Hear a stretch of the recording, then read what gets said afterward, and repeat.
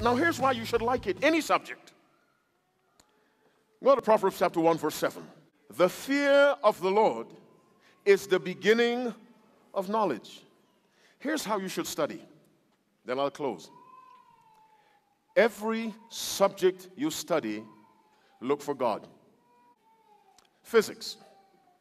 There is one of the laws of motion, I think, Newton, which says, an object in motion or at rest tends to stay in motion, uniform direction, uniform speed, or at rest, unless acted upon by an external and an unbalanced force. Now, you read that, you say, where's God in this?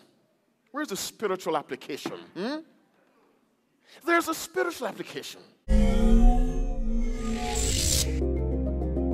Newton's first law of motion says an object at rest tends to stay at rest unless acted on by an outside force.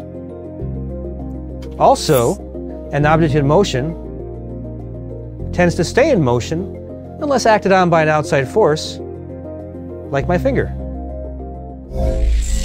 Now imagine, as Galileo and Newton did, that there is a surface that is completely free of friction.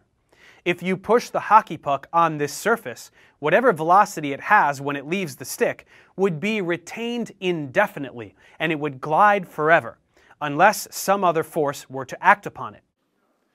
The carnal mind is enmity against God. Constant direction, uniform motion, uniform velocity. Is not subject to the law of God no matter what you do. Neither indeed can be. So it is in that motion, hates God, hates the law. Now there needs to be an external. Are you with me? Unbalanced force. To stop it, that force is Jesus. And so you study your physics. For every action, there's an equal and opposite reaction. In the day thou eatest thereof, thou shalt surely die.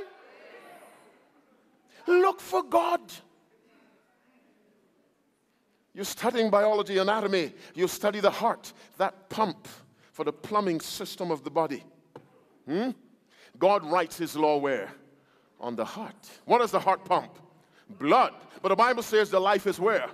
In the blood. So when God writes his law on your heart, and your heart pumps what the law has, your heart is pumping the life of God right through you.